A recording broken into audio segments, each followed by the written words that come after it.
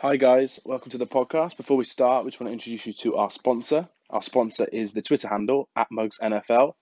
They're a company that offer a range of custom items such as mugs, t-shirts, crewneck jumpers, and hoodies, all customized with your favorite sports player or your sports team. That can be any sport, ranging from the NFL through to the NBA to UK sports. All you have to do for an extra 10% off your order is drop them a message on Twitter quoting our podcast, that is the Hardwood Hoops podcast, and they'll get 10% off your next order. Cheers and enjoy the show.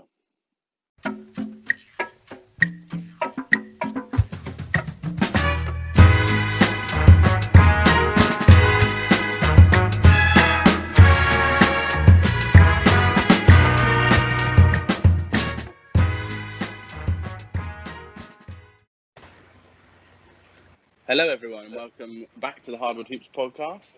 We're here for a very exciting episode 15. I'm joined by Mr. Ben Jones. Hello, long time no see. I know, long time no hear. How you doing, mate? Yeah, very well, thank you. How are you? Yeah, all good, thanks. Still pumped from the Blazers Nets game that I just watched this morning, so I didn't want to stay up that late last night. So I've just finished it half an hour before this pod, so I'm very, very hyped after that game. Yeah, what a game that was. Yeah, very exciting finish, which we're going to go on to talk about in a minute. So Ben, after a few weeks of crazy amounts of basketball, we finally have our playoff matchups. Well, We've our got play-in there. game matchups. Yeah, we watched a couple of games together last night, didn't we? Expecting it to be a super exciting finish, and the first couple of games a bit underwhelming, weren't they? Oh yeah, definitely. Yeah, we expected them to go down to the wire, especially when we saw that Middleton, Bledsoe, Lopez, Doncic, Hardaway were all playing in their respective games. We kind of thought, oh, this is going to be a big finish, but it was not the case. It was not the most entertaining set of games for us to watch. I think we've jinxed it, meeting up for the first time to watch basketball, and we've killed the NBA, and the games have turned dead because of us. Yeah, it's our fault that. Yeah, two huge blowouts in those games, which we're going to go on to talk about. Right, where should we start? Should we start with the Grizzlies Yeah, or the Suns? let's go with the Grizzlies. Let's go in order. Well, in order. Yeah, cool. So we met up last night to watch a little split screen of the Suns versus the Mavericks and Grizzlies versus the Bucks. And it's fair to say, Ben, that the Grizzlies surprised us quite a lot. We thought the Bucks would probably play a weakened team. When we saw it was quite strong, we were slightly worried for the Grizzlies, or I was, because I predicted them to get in 9. But they shot really, really well from outside. And one of your favourite players in the NBA had a triple-double. Jonas Valanciunas, the big boy himself. What a game he had. Incredibly consistent for that Grizzlies team. And he's just a rock, isn't he? He's such a good player, so underrated. He's the backbone of that young team. Yeah, some of the play looked a bit sloppy, but once Memphis started hitting the shots, they started running away with it. Milwaukee had a couple of runs to try and get back into it, but couldn't hang on to it. Yeah, expected a bit more from them, to be honest, with the team they were playing out there. Yeah, not massive. Again, still not massively impressed with the Bucks. So, is that a worry going into the finals, into the playoffs? I don't know. So, yeah. Yeah, I think it's a worry for us, but I think equally we can understand that when they're ticking how good they are, and they can be very good defensively. It's just that offensive end, they're just not looking the same. And in this modern day NBA, every team gets 3-point shots. So if the other team hits their 3-point shots and they can score 120 on you, if you're struggling to generate quality looks offensively, then that's going to be their downfall potentially. But going back to the Grizzlies, they also had an old favourite of mine, Mr. Dylan Brooks, who is one of the most crazy, strange NBA players I've ever seen in terms of decision making. But his shots were actually falling. He's got 31 to lead all scoring in the game last night against the Bucks, which is insane. Only leading your friend Jonas by a few points because he had 26 himself. Yeah. And a triple-double as well for Ja Morant. So it was a very good team effort for the Grizzlies, I think. Yeah, they played well. And they are starting to find a bit of a stride towards the end of this bubble. It's been a real rocky 8 games for them, but I think they need to realise that Ja Morant is actually still a rookie, and they can't just play through him. I think if they do that, they're going to be in real trouble, to be honest. Yeah, I think just sharing it around a bit with players like Grayson Allen, for example, someone who we know can carry the ball. I think just to relieve a little bit of pressure on him might be key for them going forward at the weekend, which we'll go and talk about. Last but not least, as well, Kyle Anderson as well played really well. He got some huge assists in this game, kicking out to Mr. Brooks himself for 3-pointers. So shout out to Kyle Anderson. And Bucks wise, Brook Lopez, your favourite Bucks player, Ben, nearly dropped to 20-point spot. So Big Brook. Yeah, he's almost reliving his days where he was the superstar on that brand shiny new net squad. He's always been a good player, and he dipped for a while there, but I really think he's found a good stride and a good home with the Bucks. So it's nice to see him playing well again. Yeah, definitely. Yeah, he's a very, very good scorer.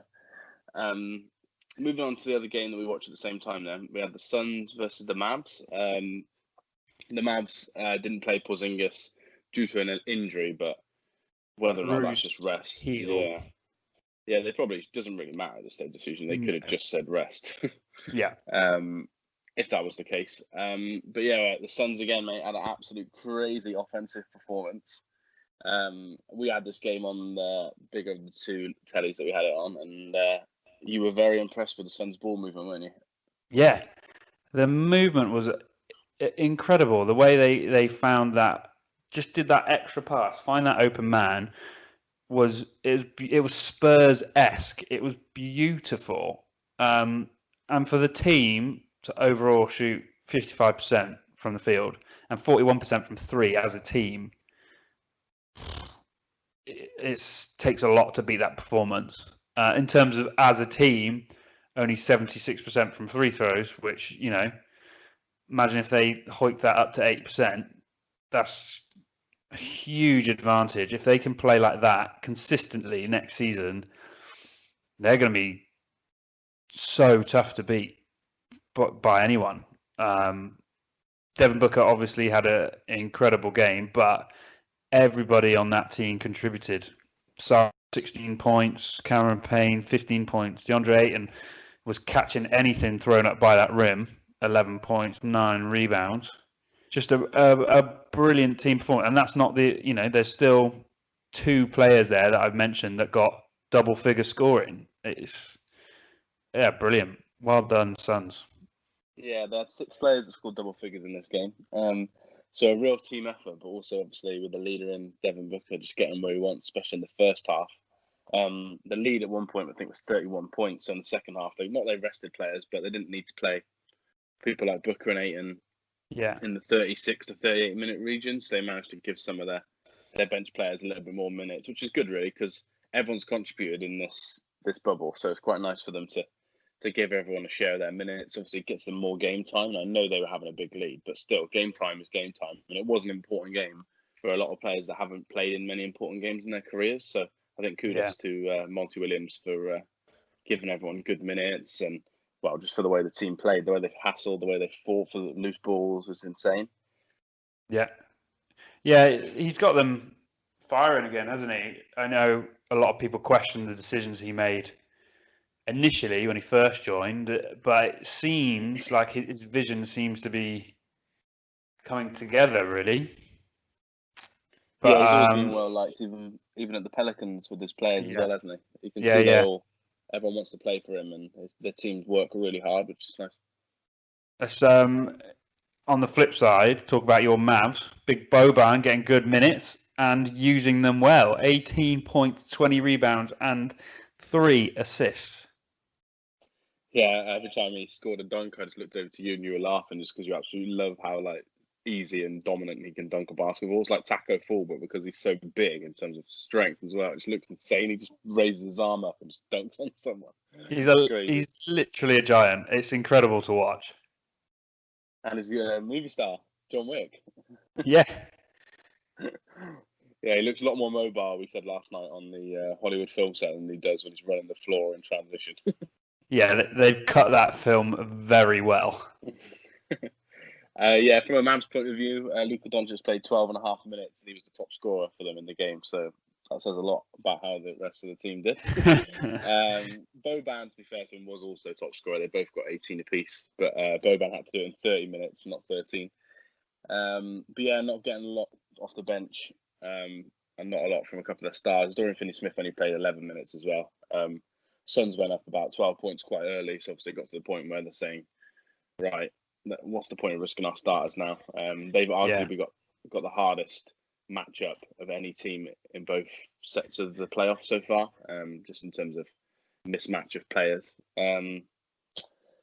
So yeah, not a great night for them, but like we said with so many teams now, their resting players almost doesn't matter to them, and you can see that these teams that have been fighting for the 8-9 seed just care a lot more. They're working a lot harder. They're pushing the floor a lot more. They're working for rebounds more, and it's just a case of who needed to win and who really didn't care about the game.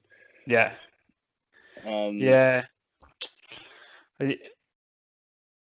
Its shooting percentages sort of set all 43%, well, 44% overall field goal percentage and 31% three-pointers. When you compare that to what Phoenix were shooting offensively last night, you know, they're obviously going to put points on you. And they weren't locked in defensively. The pundits said it themselves, but we noticed it as well. The amount of backdoor cuts the Suns were getting was almost every other sort of offensive set they were getting it, and that's just miscommunication and breakdown in defense. You hope that's something they can tidy up in the next couple of days, ready for that Clippers team, because you cannot give them easy baskets like that. Otherwise, you're going to be it's going to be a quick series. Yeah, definitely. So that meant that the Grizzlies and Suns had won by the time me and Ben were finished watching the game. So at that point, the Grizzlies were in 8, I think, Ben, and then the Suns had climbed to the 9 spot, pushing the Blazers out to 10. Yeah. And unfortunately, just a little shout out, that obviously meant that the Spurs were eliminated. A little word on the Spurs. They, similar to the Suns, came in with people not really giving them much of a shout with all the players they were missing. And to be honest, just the season they'd had was really up and down. But Popovich said one of the most fun years he's ever coached.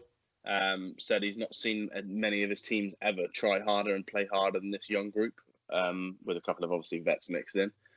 Their run of 22 years straight in the playoffs is over, but Popovich is very bright about the future and just says, look, he loves coaching this team and that these players have tried their best and that the future's bright. And I just wanted to shout out how well they've done and what run that was. Obviously, to have 22 years straight, crazy. Yeah, I you know, it's difficult to find anybody that doesn't like Pop and doesn't like the Spurs. I know sometimes they're criticised for being a bit dull, but it's worked. You know, all you got to do is look at that record. The way they play, the style they use, it works. It gets results, and it's a testament to the management, the organisation, the coaches, and the players they bring in. They all buy into the systems and whatever it is, you know, the guys higher up want to do. So, yeah, good luck to the Spurs. And we were saying last night, we hope, obviously, that this isn't Pop's last hurrah. Maybe he gives it one more season if he's enjoying it. But what we mainly want to see is all the stars come out in support of him for the Olympics and get a good squad together and get Pop a gold medal. Yeah, definitely. I hope we see one more year of him at least going into those Olympics. But yeah, we were saying last night that obviously when we started naming the players, how crazy the team could be if everyone wanted to play, depending on how they feel after after a long season, and then a short summer. But yeah, mainly we were just saying it'd be absolutely crazy if they could just go get Pop that gold medal. Certainly he deserves after a bit of a poor World Championships. And also as well, obviously with his friend Steve Kerr as assistant coach, and he's got his other assistant coach from the Spurs going with him. Well, they were going to go with him when it was going to be this year, so hopefully they still go. Just that it could be a real nice hurrah potentially from the NBA, or if not, even if he comes back after that, it's just something to add to that crazy career that he's already had. Yeah, he definitely deserves it. You know, and I think that's why I think so many of the stars are gonna sign up to the Olympics, even if it's been a long season. I think everybody wants to do that for him, and that's just a testament to the kind of guy that he is. Yeah, they're the sort of team as well that if they get enough stars out, they could play completely different teams in certain games and not overload minutes till it gets to the end of the tournament. But yeah, we'll talk about that more 2021. Ooh, But yeah, so big shout out close to yet Pop. so far. Yeah, big shout out to Pop, especially with his age. Like everyone knows Yeah, the virus and stuff, and the bubble. The idea was obviously for it not to come in, which obviously worked incredibly well because we had another day of 0 tests on Wednesday. But Woo. for someone of his age to go in um, and stuff, it's just not saying that if it had been anything wrong if he didn't, doesn't make people any less courageous. Sorry if they didn't want to go, but the fact he went and like coached, kept the mask on the whole time, stayed in his room the whole time because he didn't want to risk it. Said he's phoned his grandkids every night and just loving coaching the players for a few hours every day. I just think what a great man, and probably go down as, if not the best, one of the best coaches in NBA history. Easily. Cool. So they ended up losing to the Jazz, but like we said, they were already out, unfortunately, but eliminated by half a game, so it kind of didn't matter. So they rested a couple of their players just to almost give minutes to some of the younger lads. But yeah, they lost by 6 points to a kind of mix and match Jazz team. Yeah, interesting roster. Big Jordan Clarkson gets the start. Yeah, definitely your favorite player. Yeah, personal fave. Joe Ingles, only 3 points. Again, another one of my favourites from the Jazz, but 1 from 4 field goal percentage. Probably not going to do it, really, is it? Although, they weren't playing them heavy minutes. Those starters like Donovan Mitchell, Joe Ingles, Royce O'Neal, Jordan Clarkson, Anthony. Well, those guys were all in 10 sort of 15-minute radius. Tony Bradley got 21. So, they were resting players. It was nice to see them rotate that roster, get some of these guys some minutes before they sit them for 2 weeks or however long they make it through the playoffs, because everyone knows that roster shortens to sort of a 7 or 8 man rotation. Yeah, definitely. Or maybe 9-10 if they get blown out in some games. Yeah. But yeah, we didn't end up watching that game, unfortunately, just because I was going to try and get up for the Blazers game. That didn't happen either. But yeah, on to the big game of the night. Blazers went into this basically needing a win. A loss means they were out. And win meant they were in the 8 seed, knocking Memphis back down to 9 seed and putting the Suns out. The Nets played a relatively strong team for their bubble. For what they have available. In terms of their injuries, they had a couple of players back, like Joe Harris, and obviously LeVert was back, and Tyler Johnson was back. So yeah, those guys played. And Ben, it was an absolute crazy game, and the Blazers managed to eke it out right at the end and win by a point after LeVert missing on a last-second shot. I think this is just showing that teams don't necessarily need to. I know the Nets have them in their background, but you don't necessarily need to invest in like huge superstars to get results sometimes. This is a team of essentially some players that are good and the rest are nobodies, and they are coming out and surprising everybody and playing really well, shooting consistently. Just they've just gelled really well, and they're just playing for each other, aren't they? So hats off to them. Yeah, they are. Karis LeVert is starting to develop into a really good NBA scorer. Every single game just gets better and better. Scored 37 last night. Obviously missed the last-second shot, but that's good practice for him to get into those situations with the playoffs coming up. You never know, he might be in one of those situations in the next couple of weeks. Or if he stays on the Nets, then he could be the third man to a Kyrie KD team and also get those big moments if people are doubling and tripling or trapping the stars of the Nets. He could be the man for future. So it's a good experience for him. Joe Harris hitting threes as always, scored like 19 points. Jared Allen's got a lot of offensive rebounds. But the Blazers managed to just about hold on. Wow, this Blazers team is scary because that wasn't, that was another Dame stepping up, 42 points. CJ contributed with 25 and Nurkic with 22, but they've still got, well, Gary Trent 16, Hassan Whiteside 16, and Melo had a quiet night. If Melo had been sort of clicking as well and sort of taking and hitting more shots and got himself going as well, it's scary, really. I know ended up being a close game against a underhanded Nets team, but if everybody on that roster gets going, and their biggest issue is their defense, isn't it? For a team that is actually quite big at times, their defense is poor, so poor. Their size hinders them in defending the 3-point line and transition defense, and that's where they get killed. Because Melo's a lot smaller than someone like a Nurkic, but obviously at his age, he can't run the floor as well. Zach Collins is not incredibly intelligent defensively, gives away a lot of fouls, so he's quite good energy wise, and he can close out on shooters, but he can make the wrong decision, make the wrong rotation, so he's not in the right place, even though he's capable. Dame's not known for being a great defender, but also the output he has to do offensively obviously really limits what you even want him to do defensively. CJ and Trent are pretty good defenders. They're kind of the only guard really defense they've got. Zonya's an absolute joke of a basketball player.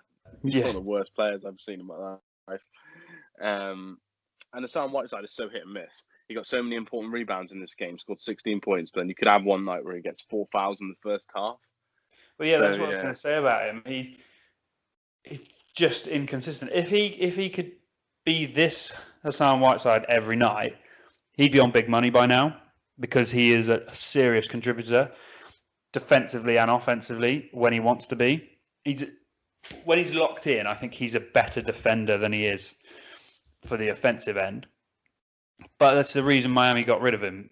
It's just his inconsistency and the lack of interest he shows sometimes. It hurts the team that he's on. But if he's a strange character. There's one thing this Blazers team, I think, has done so well this season, and that is get the best out of what they've got. They've got Melo back on board, and he's bought into their system, whether it's starting or coming off the bench, and he's playing some of the best basketball he's played for the last couple of years. Nurkic clicks in it. Dame's feeling better because he's got a supporting cast around him. CJ, when he's needed to, has been the man, but again, could do with being a bit more consistent. They brought on Gary Trent Jr. Hood was playing incredibly well till he got injured. They're doing things right in Portland. They just need to worry about that defensive end, especially going forward. We'll touch on that, whether they go even further or not. But they look potentially dangerous. Yeah, definitely. They're a very good offensive team. And even for next season, if they can keep this core together, obviously they're adding Hood and Ariza. Hood's not known for his defense, but he's long. And Ariza obviously is known for his defense. So you're adding someone who can guard basically 2 all the way through to 4 at least. And they don't really struggle guarding centers very much. Obviously, they've got a lot of bigs that can guard the traditional center. So they miss Ariza a lot. Big shout out to CJ McCollum as well. I know he scored 20 of his 25 in the first half and then went cold, but he's playing with a broken bone in his back at the moment. Wow. I don't know if you knew that, but he broke a bone against Memphis in the first game in his lower part of his back. He's played with it for every game since, at 7 games. He's not getting any surgery or anything until after the season. Jesus. Yeah, he's still practicing every day. He's getting treatment 3 or 4 times a day. And he's just decided to play through it. And because they needed to win every game, obviously they haven't even rested him once during this period, because every time they'd won 1 game or 2 games, they got on a run. They obviously had those couple of losses like to teams like the Clippers. And they kind of then needed to win the next game to stay in the hunt. So they're always needing to win. That's not going to change now. So he's just committed to playing through it. But yeah, big shout out to him, because that is insane to play with a broken bone in your back. He contributed everywhere as well. It wasn't just his scoring. 4 rebounds, 7 assists, 3 steals and a block. He was all over it. Yeah, definitely. Second half, basically after the third, when Dame started hitting shots from all over, they basically started trapping Dame, doubling him as soon as he hit the half-court line. So Dame was basically passing to open players. but they were closing out on CJ a lot, and CJ was flipping the ball around to Trent and Melo into Nurk quite well. So he was really key in the second half to keep that ball movement, which is good. Yeah, I think that's a role that he can play and play well. Sort of him and Dame switch, so he becomes the point guard and Dame becomes that sort of shooting guard, and get Damian Lillard peeling off screens, getting open, and CJ just feed him. And they can take it in turns to do that when one of them gets hot. I need to play that sort of 1-2 punch a bit more. Yeah, definitely. And my man Melo had a big three to close out the game. Could have took it to a 4-point lead, but it rimmed out. But then on the other end, he did his huge get the F out of here rebound and sealed the game with a rebound. So my guy. And also, quick shout out, they scored 134 points, but they're only 33% from 3-point, which is quite poor for them. So yeah, they scored 134 and not playing at their best. I know they're always going to concede. I guarantee there won't be many games they concede less than 120 points, but they could score 140, 150 quite comfortably on some of these teams in the NBA now. Yeah. Cool. So that win meant that they jumped back up to the 8 seed, which then means we already knew we did have a playing game, but we finally know who it is and who's the 8, who's the 9. So Portland finished in the 8th place, and the Grizzlies finished in the 9th, which was the same as my prediction a few days ago. Not all my other predictions I've got wrong. And this sets us up for a weekend of playing games. So the first game is on Saturday. Obviously, the rulings are, it's 7:30 on Saturday. You can catch it on League Pass or Sky Sports. And basically, Ben, if Portland win, they go through to play the Lakers in the playoffs. And if Memphis win on Saturday, then we have a second game, which will be at 9:30 on Sky and Game Pass again, against Memphis on Sunday. So back-to-back games potentially. What are your initial thoughts on the first game on Saturday, but also for the UK audience? They're pretty good times, aren't they? A 7:30 tip and a 9:30 tip potentially.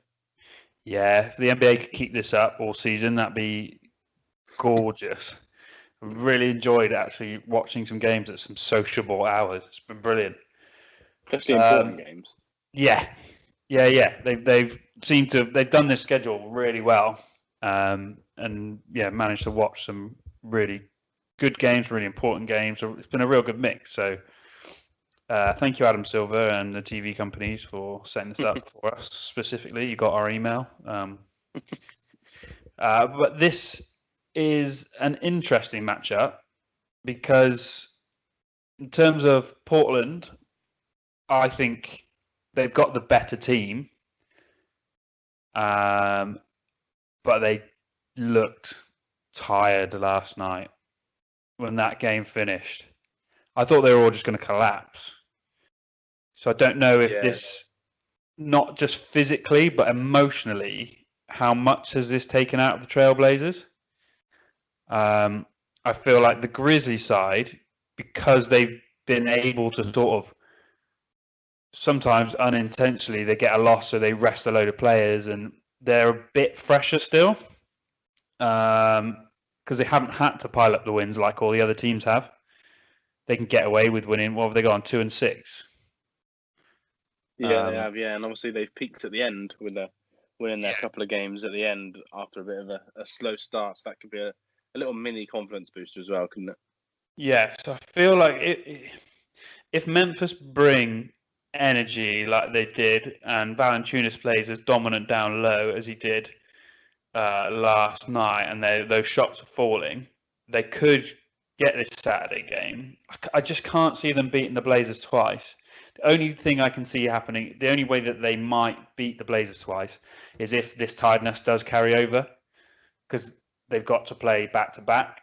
So if Grizzlies get the first one, that's going to bring their energy levels straight up again, ready for that next game, thinking that we can do this, whereas the Blazers might be thinking, oh, Jesus, another game to tack onto this season that's feels like it's going on forever. It's going to be such a drain for them. They really need to close this out on Saturday, I think.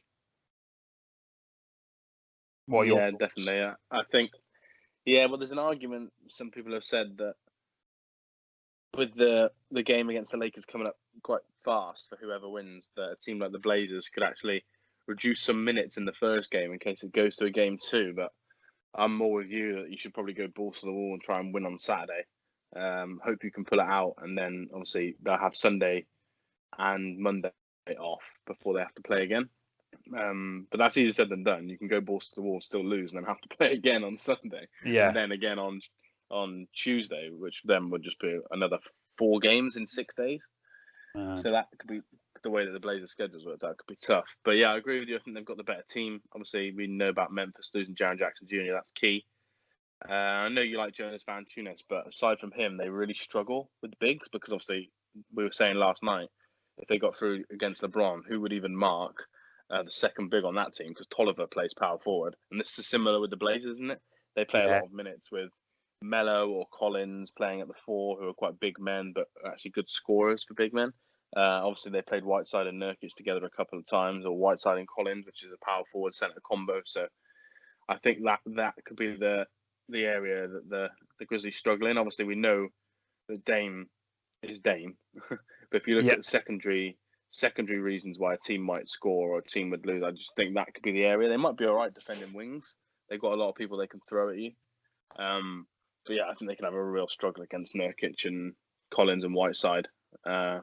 Even if it's just rebounding, not even scoring, just giving the second chances for Dame, Trent, and CJ to hit those threes. Yeah, they could potentially swamp Valanciunas in the middle there, couldn't they? It'd be interesting to see what kind of style the Trailblazers do come out with. Are they going to be that jack up the threes and get the bigs rebounding and go for the second chance, or are they going to try and feed their big guys and work from them, and then when the defense starts collapsing, start feeding back out? I personally prefer option B, get the bigs going first and then start kicking out to the other guys.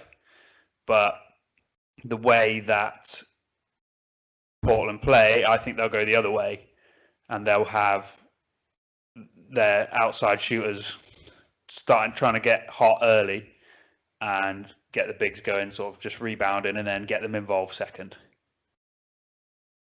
Yeah, definitely. I think another key matchup as well is going to be the two point guards.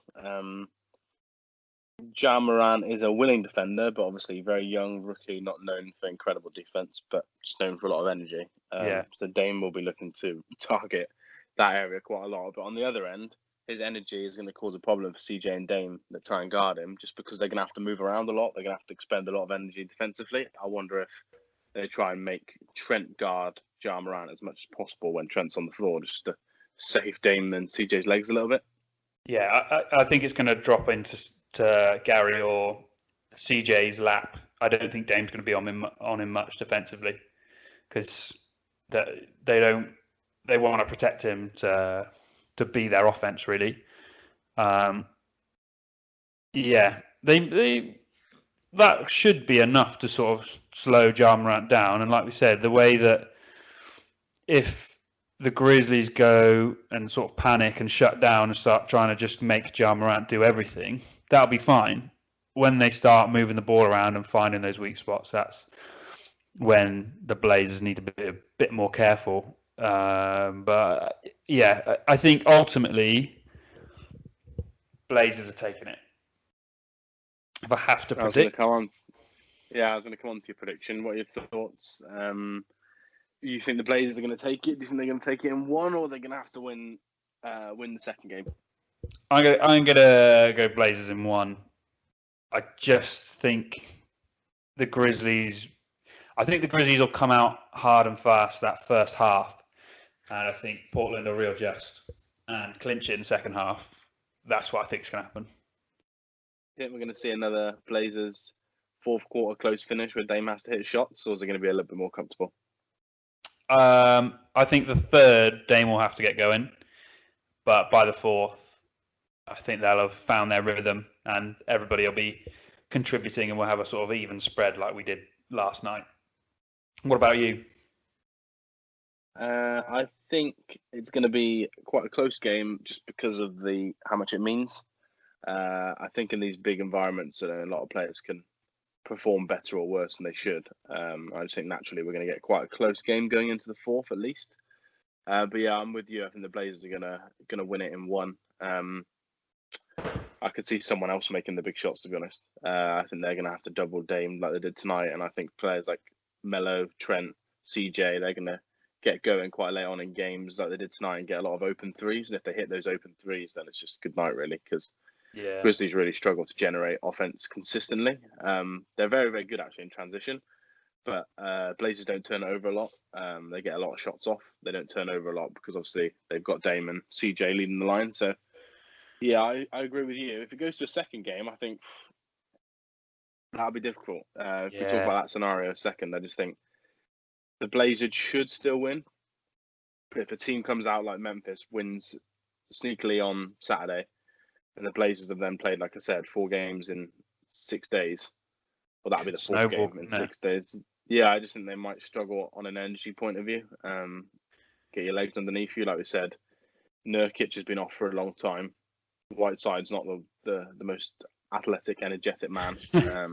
Melo is obviously older, and CJ and Dame played a lot of minutes in the bubble. So I think if it goes to the second game, it could be actually a much tougher game for Blazers. You think they'd play better, obviously in the crunch because they have to win. But I think Saturday's the key.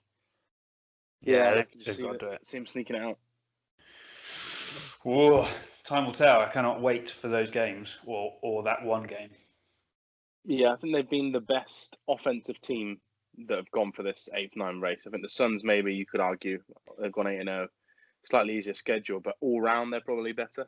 They've had some really good defensive performances as well. Lot of steals. Mikal Bridges has been insane for them, whereas the Blazers, they're just pure offense. Yeah. And I think that's just a worry for a team like the Grizzlies, who, before the last couple of games, we were all saying they might go 0-8 or probably 1-7 just because of the Bucks game. Yeah. So I don't think we should change our opinion completely on how much they've struggled just because they've won a couple of games. And you've got a team that, like the Blazers, that have won 6 games and they've won 5 of them against top teams, and the 6th was against a Nets team that's also in the playoffs. So every team they beat was in the playoffs. Yeah, for nearly the whole season. Yeah, I think that crunch time experience, you look at that roster, there's a lot of people in that roster that have played in big moments. Even Whiteside, in his Heat days, has played in some big games, big moments, and come out on top. So I think that experience, I know Valanciunas has done the same, but the rest of the roster around him, quite fairly young, fairly inexperienced. So when it gets to a close fourth quarter in a crunch time game, well, you can see when the pressure's been on during these bubble games, they've struggled, and I think that will fold over into these, and they will crumble slightly in that fourth quarter. Okay, cool. So we've got our predictions there. Either way, it'll be an absolute insane season for a team like the Grizzlies that most people thought would finish in the bottom couple of the West. And we could be wrong, like we've been many times, and they could win. So we'll see. We just love a prediction. Yeah, we do. We enjoy a prediction. We're a very Blazers pro pod now, so there we go. Right. Cool. Last segment to finish off. Then we're going to go and talk about our all bubble teams. The NBA announced they're doing some bubble-based awards, which is quite fun. So I asked Ben to go away and think about who he might have in his team. But I did actually say try and go three guards or whatever, or 3 forwards and 2 of the others. But I realised late last night, Ben, that they're not doing any positions. So no, I've slightly bent the rules with mine, and I've gone for no positions after telling you to do positions. All night doing this. Yeah, true. Yeah, instead of watching the Blazers, you're just doing this. Cool. So, did you want to start? Maybe go. Should we go one by one, or do you want to go through your 5? How do you want to do it? Yeah, I'll go through my 5, and we can go sort of as I go through my positions. You can reveal your players. I think we'll match up on a couple, so we'll go through those to start with. So, starting at point guard, I've got big game Dame. It sort of speaks for itself, really. He's had like one quiet game, and the rest have been like 35, 40, 50, 60 point incredible performances from him. So no hesitation, he was straight in. You got him on your list? Yeah, he's on my list. He's averaging nearly 38 points in the bubble, nearly 10 assists, 4 rebounds, nearly 2 steals, and he's playing 42 minutes a game. So it's been absolutely insane. Obviously, you've got to kind of look at team success as well, and he's absolutely like clawed that team to victory. So yeah, he was probably the first name on my list when I thought about it. Yeah, nice. So then at my 2 guard, which I imagine you've probably got the same as well, I've gone Devin Booker from the Suns. Been Yeah, equally as hot.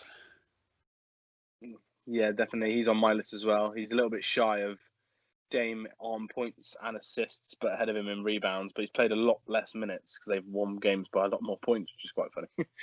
So he's played less than Dame. But yeah, absolutely crazy on a young team as well to be a true leader like that, isn't it? And obviously that shot against the Clippers just stands out almost forever. And they didn't lose a game, so you've got to think about how well he's helped lead that team. Yeah, he broke a Suns record during this bubble as well. Was it the most 30-point plus games? And the guy he beat got his last 30-point game when he was 33, and Devin Booker is 23. So a couple more 30-point games to come, I think.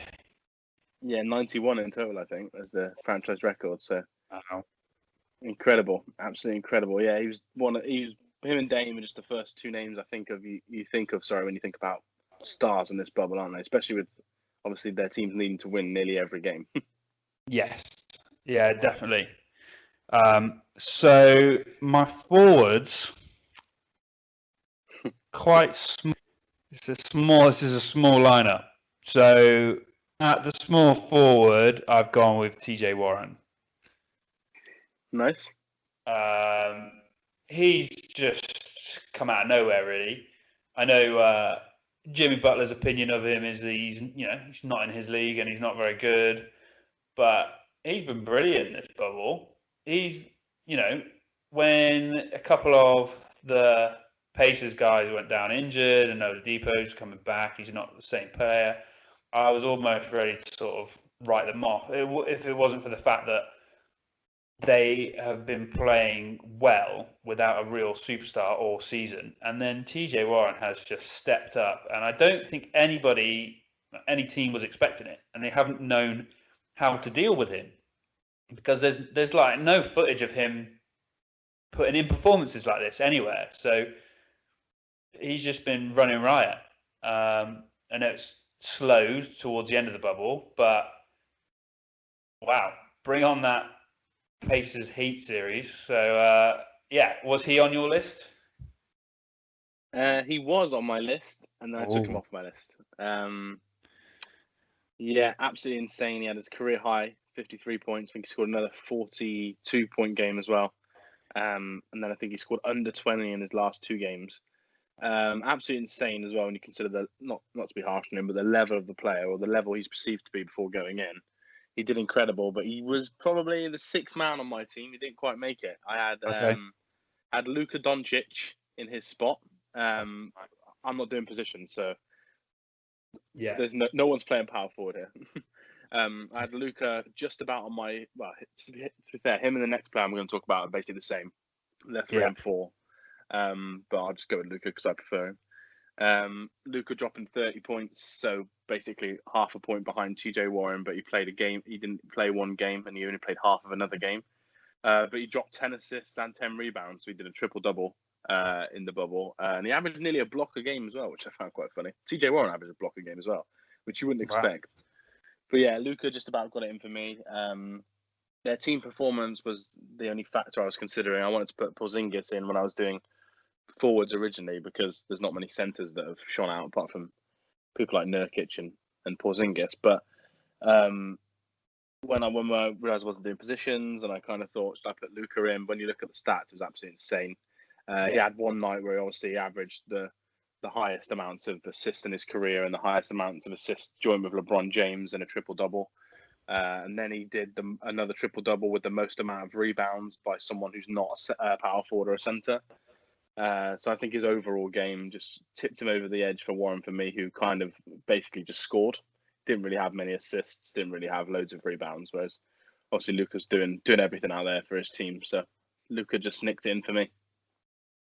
Yeah, no, he's on my sort of honourable mention / second team, which I'll go Cool. through at the end.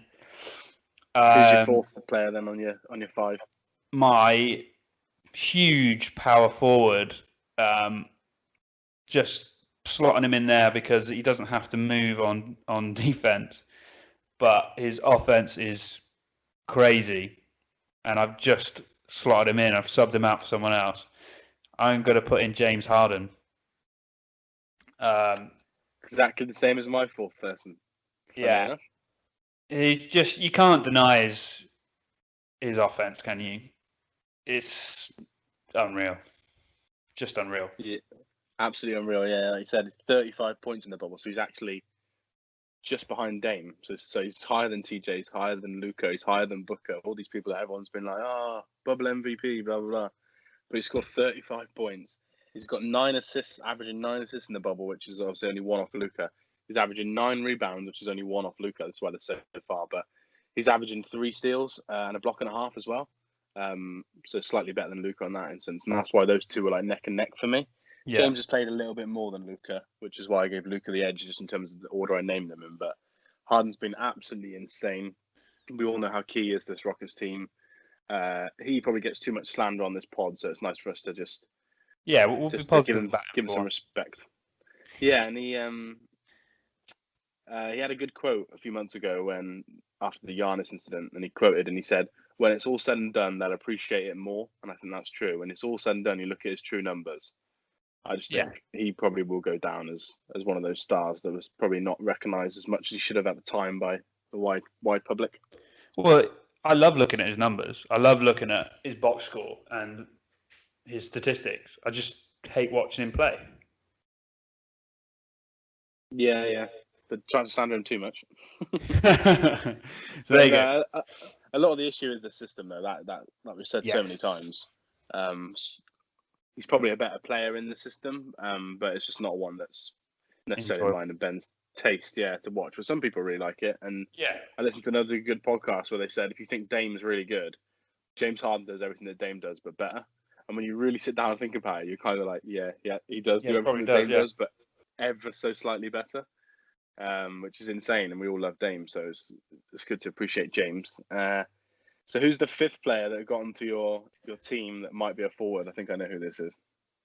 I don't know. I've gone for a centre. I love having a centre in my team. And I was looking through and trying to pick one out. And one was obvious. But I've subbed him out because he's now injured.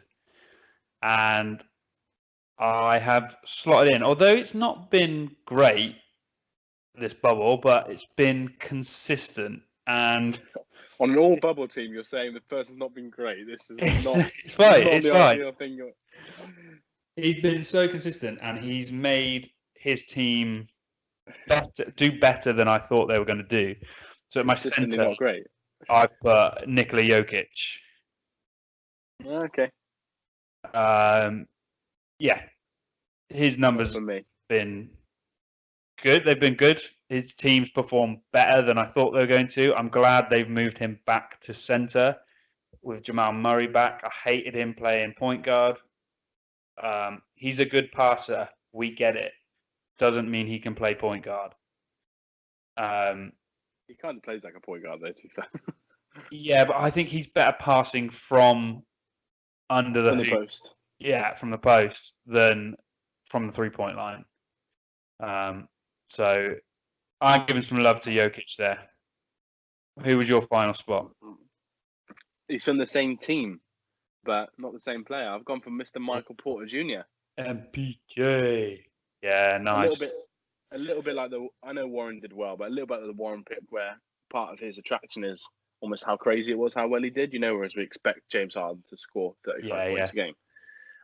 But Porter is just another level for me with the back injuries, hardly playing all season. That's not the same as someone who's played in the NBA for 2 years quite consistently in terms of minutes. This is someone who's not played at all. Absolutely insane in high school, was the number 1 pick consensus through all of his high school and first year in college, and then obviously had back injuries. But he's been absolutely insane. He's had 2 games where he's gone 100% from the field. He's shooting nearly 60% from the field.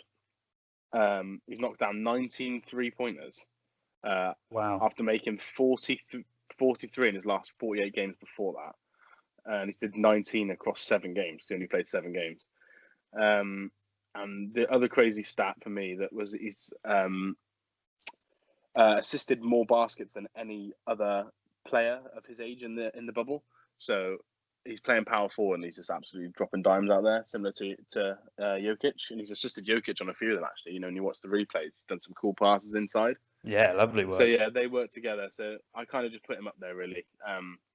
He's going to be absolute key for them going to the playoffs, which we'll probably talk about more next week. But yeah, Michael Porter just about scraped it. And in terms of honourable mentions, yeah, I had Porzingis, Embiid, and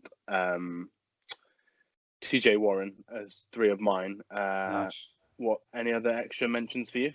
I had Embiid, Tatum. He had that first quiet game, and then he really picked up. Luca was on my sort of second string / honourable mentions. MPJ was there. Pascal, under the radar a little bit, but has played really well. That Toronto team has just been clicking on all cylinders, really. And I did toy with AD. I know he had 2 games where he was dog, but the rest of his games he's played well, and it's difficult not to include him in a team. Really, he's so talented and so versatile. Yeah, but 2 poor games for his standards, I think, isn't it? Yeah, and obviously then he missed another game, so only 5 good games, and you've got some of these players that are doing 8 good games. It's hard, isn't it? Yeah, that's why ultimately I couldn't put him in that all bubble team, really. Just the inconsistency of his play. Cool. And if I had to push you for a bubble MVP from that lot, who are you going with? Well, it's between Booker and Dame, and I want to give it to Dame, even though the Suns went 8-0. I feel like what the Blazers have accomplished just tips it over, and I think without Dame they wouldn't have done it. So just because they've made that playoffs and got the 8th spot, I'm going with Dame. What about you? Yeah, I'm going with Dame. I think just statistically slightly better anyway, regardless. Played more minutes, had more to do, been involved in more tight games. And we said before this all started when we discussed the previews for the bubble, I think the Blazers have the second or third hardest schedule on paper as well. Yeah. Whereas the Suns, not quite that level. So he's done it against even better opposition. And their defense is a bit of a sieve, and they've played a lot of good offensive teams. So they've had to score 130, 140 points to win. And he's done that. So yeah, Dame just considered for me, with Booker probably being a close second, to be fair. Yeah, and I think nearly everybody that does this kind of thing will have it that way round as well.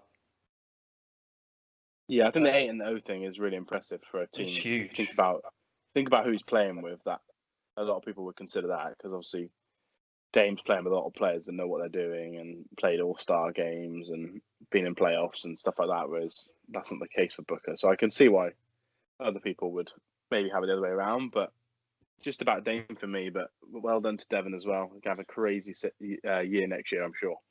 Yeah, Suns have really surprised me this bubble. And I really hope they continue it next season, because this season and the season before, I've kind of looked at them coming into the season going, here we go. They're going to string something together here, and it's always just sort of disappointed. So this has shown their potential now. They've just got to keep it up. So can you confirm live on the pod that they're no longer the poo-poo Suns for you? They're just I will no longer poo-poo the Suns. The Suns are a legitimate team. There we go. It's a good way for them to end their bubble. Ben Jones and Hardwood Hoops podcast says they are legitimate. Yeah, that's it. They can be happy with their performances now. Cool. Well, that's the end of everything we plan to talk about today.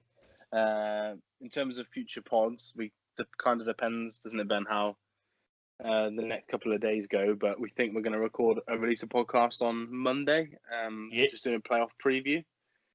But the NBA has not been kind to us with the schedule, so it's going to have to be an East and West joint pod. So strap yourself in with some coffee for a 90-minute pod. But it'll be well worth it because these playoffs, even in the first round, there's some crazy good matchups, some really good players, and there's going to be some game sevens, I'm sure. So look out for that on Monday. And this weekend, we're also going to announce the full details of a jersey giveaway we're going to do on our Twitter page. Ooh. So keep an eye on @_Hardwood Hoops because that'll probably be out.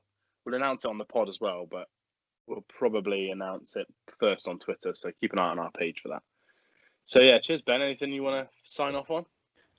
Probably just our favourite quote from last night. If anybody watched the series of top 10 moments that went through, don't go up weak. Do not go weak. There we go.